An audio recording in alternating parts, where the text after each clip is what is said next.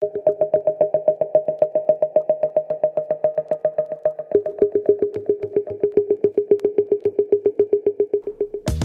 and welcome to the Inspire Life podcast. My name is Michael. I am your producer and co-host, and today I'm really excited to bring you an interview that I did with Dr. Amanda McKinney.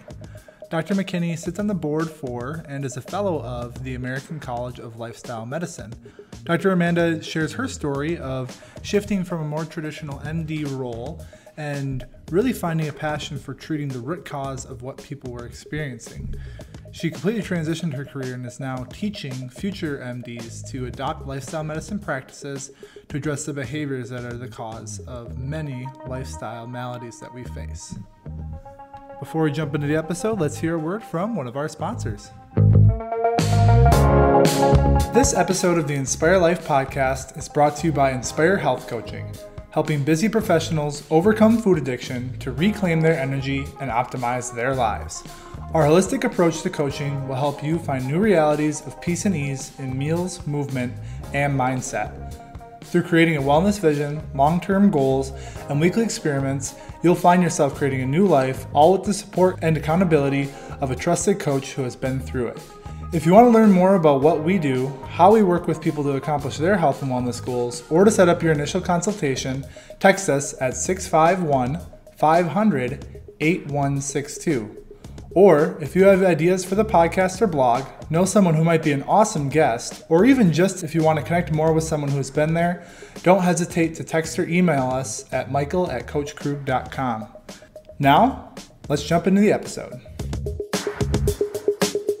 Welcome to the Inspire Life podcast. My name is Michael. I am your producer and co-host, and today I'm really excited to be interviewing Dr. Amanda McKinney.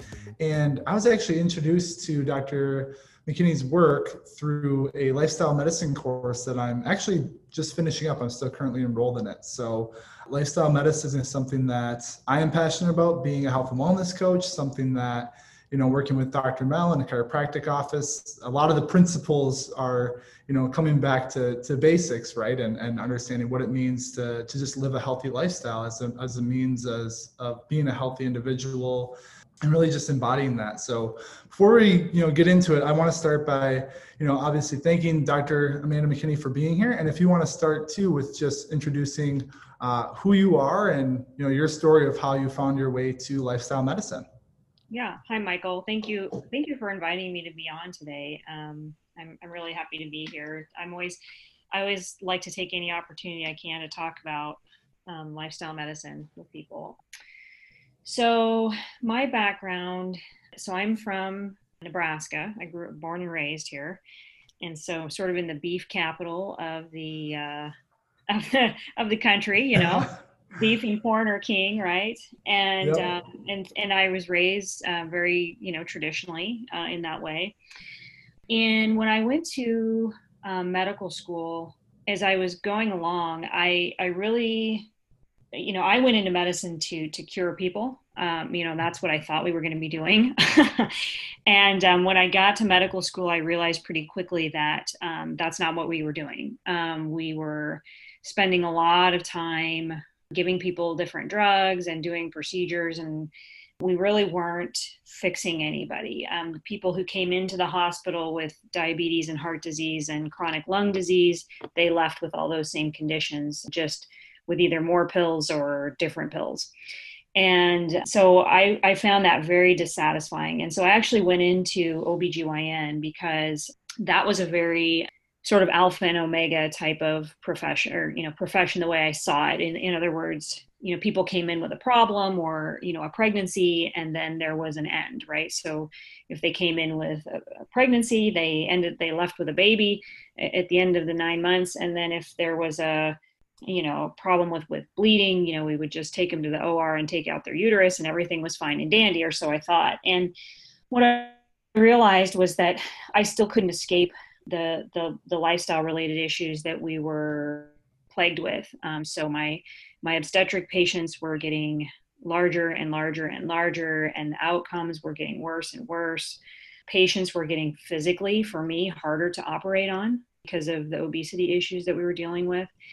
And what I realized was that it still was not very gratifying. I didn't feel like I was really helping people. And then about 10 years ago, I read the China study, and it fundamentally changed the way that I thought about medicine and the way that I practice medicine. And I got involved with Dr. Esselstyn, who's been sort of my mentor over the years, and got involved with the American College of Lifestyle Medicine, and actually left practice to go into academia, to develop courses to train the next generation of healthcare practitioners, because I think that we have to train the next generation differently in order for us to make a dent in the problems that we have. So I create coursework in lifestyle medicine, and I'm a board of director member for the American College of Lifestyle Medicine. And I also am the executive director of the Institute for Human and Planetary Health, because of course our need to feed ourselves is also leading to planetary issues in terms of pollution and climate change. And so we can sort of kill two birds with one stone if we really develop this movement to start changing what we're putting in our bodies. Oh, that's so awesome. Thank you for sharing your story. And, it's powerful because you, at the end of the day, just wanted to help people in the most, realistic way possible, and saw things continuing to, get worse and get worse. And I mean, give you the most props. And it's just amazing that you were able to shift and pivot, and you have this vision, right? That if we can train the next generation to address these things from the beginning, then hopefully we can, hopefully have an impact and shift the rates and what we're seeing when it comes to obesity and diabetes and chronic heart disease and all these things that we know a lot of times come back to the way that we're living our lives. So, building off of what you said and all of that, if I was, someone tuning into the show and I'd never even heard of what the American College of Lifestyle Medicine is, or this idea of lifestyle medicine is new, can you just sum that up? Give us just the basics to know, and, maybe we'll be able to spot it in the future when we're looking for it. Does that make sense? Yeah. So the American College of Lifestyle Medicine was started about 15 years ago by a really small, dedicated group of physicians who really believed that we needed to, based on the data and the evidence that was out there, is that we needed to fundamentally treat patients with the most efficacious medicine there is, which is lifestyle behaviors, including diet, and then of course physical activity, stress management, substance abuse issues, sleep related issues. But essentially that if we were to focus on those things, right? So Dr. David Katz, who was one of our presidents, and who's at the Yale Lifestyle Research Center, he talks about feet, forks, and fingers. And essentially that, feet, physical inactivity; forks, what we elect to put into our mouths 3 times a day; and fingers, whether or not we choose to smoke, is responsible for nearly 80+% of the maladies that we suffer from in this country, especially. And of course, becoming a global issue as well.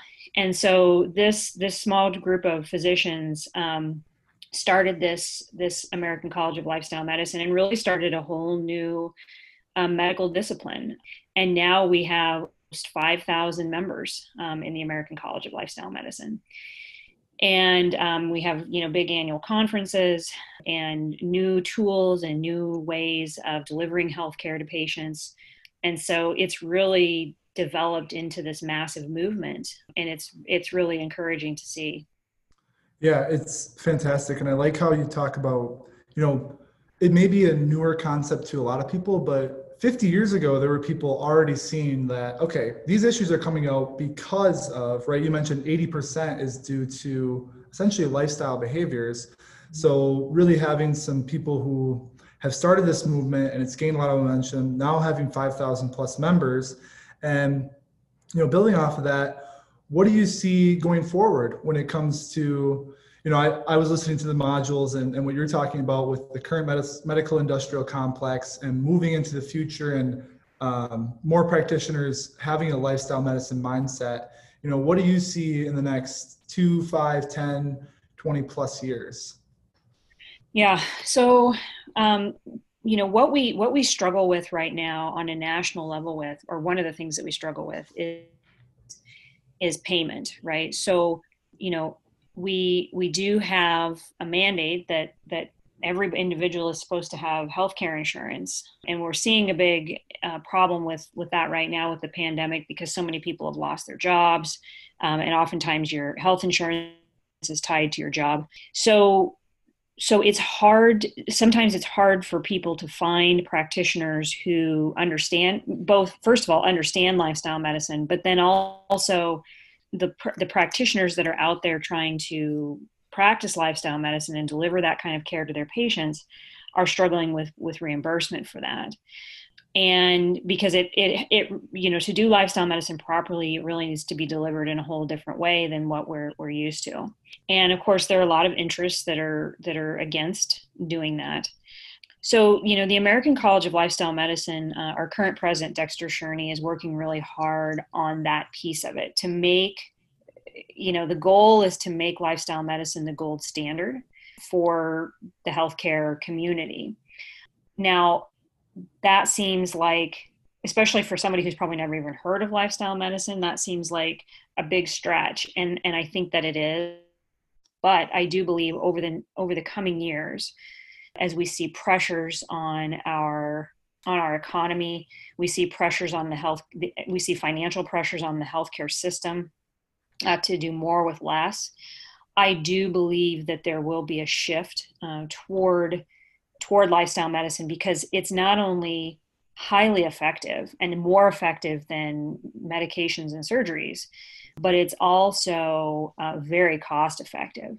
It costs, everybody's got to eat, right? So it costs nothing for people essentially to, get off their medicines and, add some broccoli to their lunch, right? So as we go forward, I think that this will be ultimately the default position, but it's going to take time, and it's going to take continued effort on the part of those that are working really hard at it right now.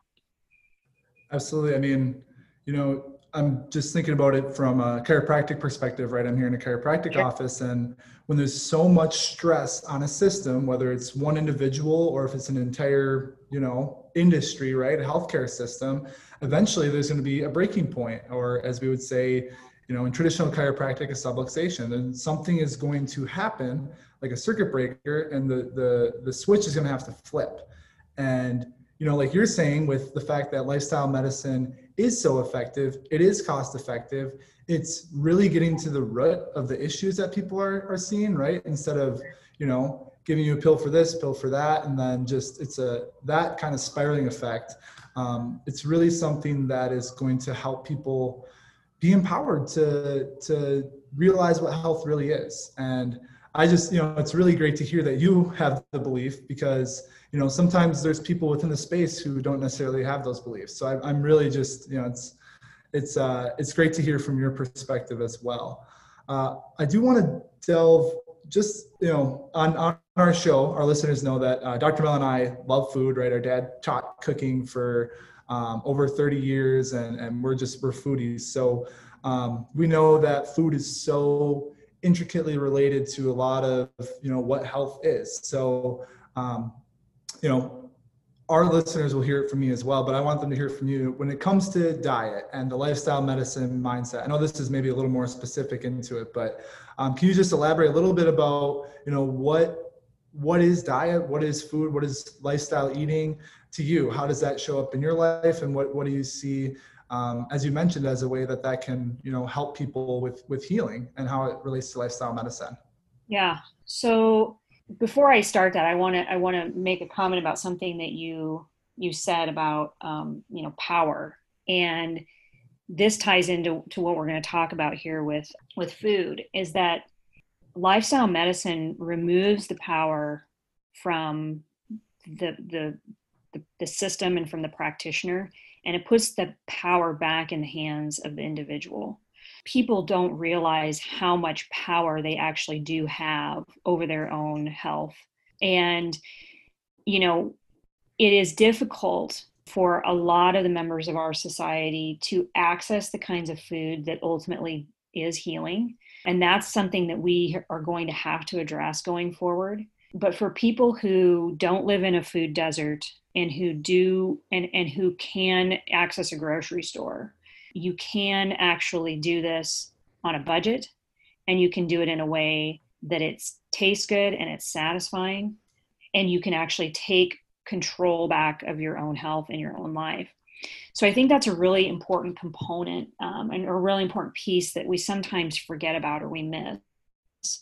But in terms of diet itself and food, I mean, food is the most essential. I mean, there are very few things we need to actually survive, right?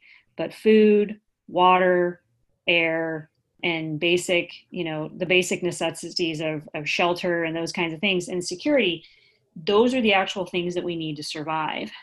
And our, you know, we interface, right, with our world through those things. We interface with our world through the air that we're breathing, right, into our bodies, through the water that we're putting into our bodies, and through the food that we're putting into our bodies. And, you know, food in today's society has largely just become a commodity rather than looked at as a necessity. And food is largely contaminated. So when we talk from the perspective of the American College of Lifestyle Medicine, we talk about what a health promoting diet looks like. It is largely plants, and it is largely whole foods plants, right? And so, you know, so not the processed kind. I mean, I have a 14-year-old son who loves highly refined carbohydrates, and we have that conversation on a near daily basis about his desire for highly refined carbohydrates.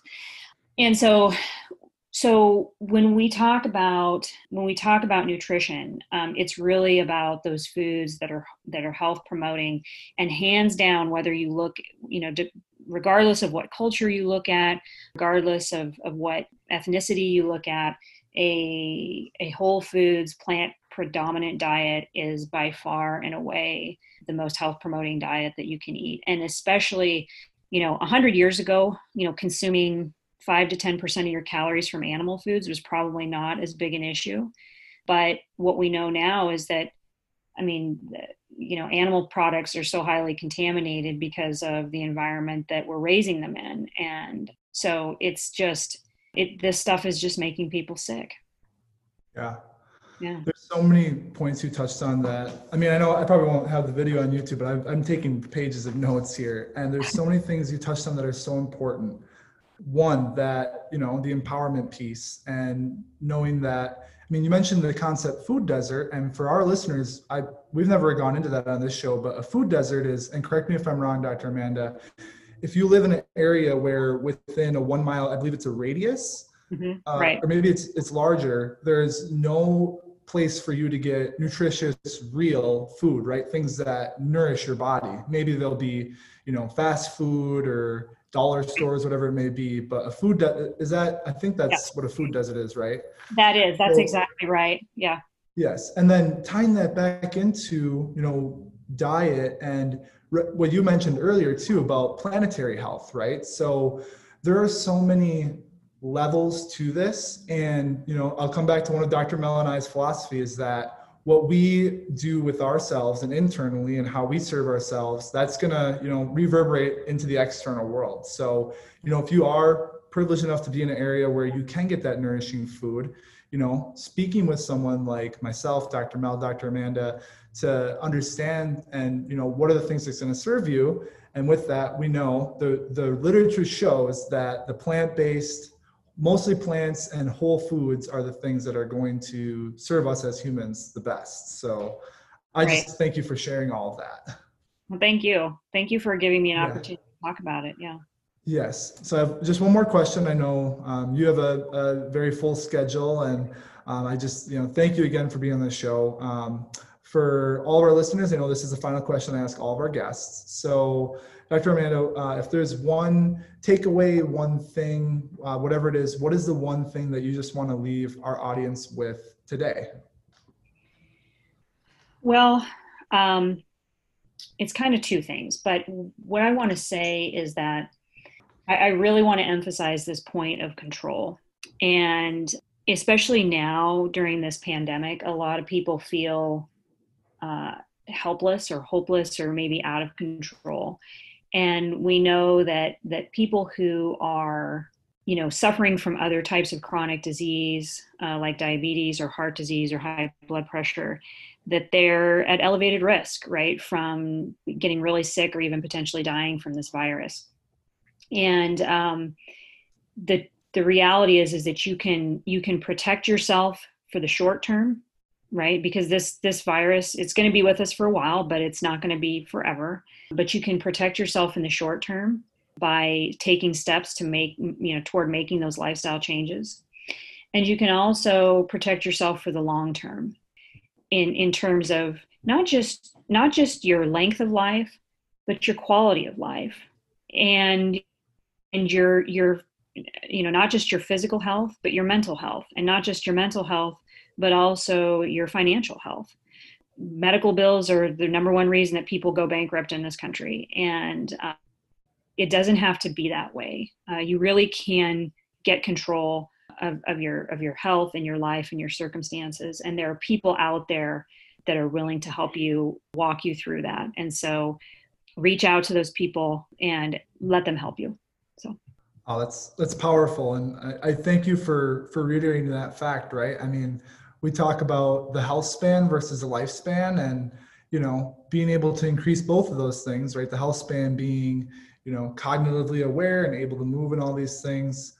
Being proactive now is going to help you in the future. Well, short-term and long-term, as Dr. Amanda said. So Dr. Amanda, thank you so much. When I listened to your module in the Well Coaches Lifestyle Medicine course, it just spoke to me, and it reaffirmed why I got into health coaching after everything that I've been through. And I'm really love that you have the belief and you have the know that, even shifting your entire career to help the future generations and make sure that we're going to be able to sustainably address a lot of the issues that we're facing. And we know that it's a big mountain to climb, but the more people that we get to climb with us to support each other, we'll get to the top and we'll be able to see over all the success. So thank you so much again for joining the show. And for all of our listeners, until next time, keep inspiring. Thank you. Thank you, Michael. Thanks for tuning into the Inspire Life podcast today. Make sure to comment, like, and subscribe on whatever channel it is you're listening in on today. Also, if you're on Apple iTunes, please leave us a review. That way we can get the word out to more people who are looking to accomplish their health and wellness related goals. Lastly, jump on over to Facebook and join the Inspire Living community. There, Dr. Mel and I share all of our content to help you continue to live your most inspired and thriving life. And until next time, keep inspiring.